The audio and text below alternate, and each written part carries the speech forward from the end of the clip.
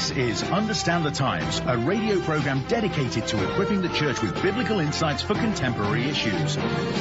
As an author and lecturer, Roger Oakland speaks internationally on a wide variety of topics. Roger helps us understand and analyze past events, today's headlines, and even things yet to take place. Now, to help us understand the times, here's Roger.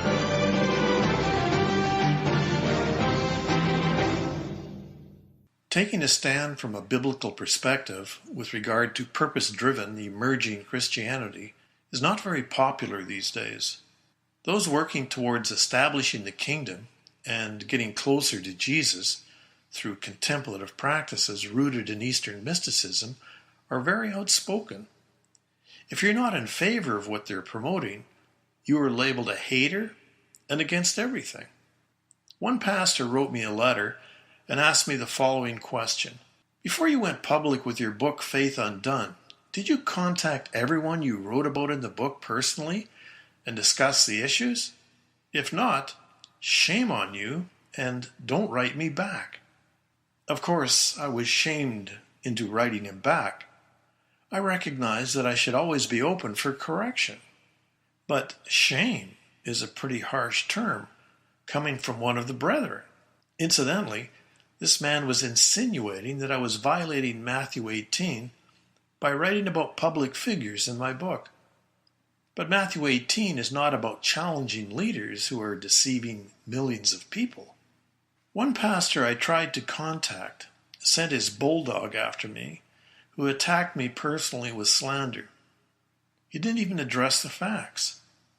Should I be ashamed of myself for quoting someone who said what he said in a public forum?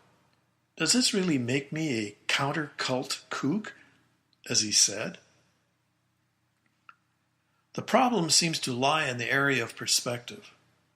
When a watchman warns about teachings that are popular, the watchman is unpopular.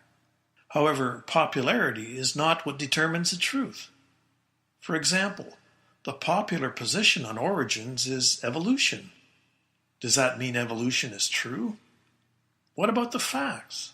Ezekiel and Jeremiah were called to be watchmen.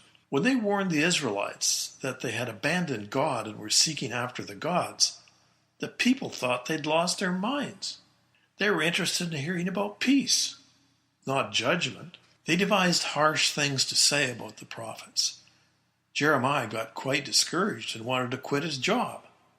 It's hard to have someone say that you're an idiot when you're telling people the truth. He was only doing what God told him to do. He was trying to warn them that judgment was ahead. I know a fellowship of pastors who responded the same way when facts about the purpose-driven emerging church were presented. When they were told the truth, they didn't want to hear the truth. They said that telling the truth was being critical or having a critical spirit. Saying that one has a critical spirit means that one has been influenced by Satan. Instead of being discerning and warning about deception, you are considered a divisive person. At least, that is what I've been told. Another pastor wrote to admonish me by saying, "The Bible teaches that we are to mark those who cause division." I guess this is why he said I should be ashamed for telling the truth. Of course, he had forgotten the rest of the verse. Paul said the ones who cause division are the ones who teach contrary to the doctrine. However, we know according to 2 Timothy chapter 4 that in the last days, so-called Christians will not want to stand for sound doctrine. They will say discernment and warning about false teaching is just being critical. I'm Roger Oakland. This has been a biblical perspective to help understand the times.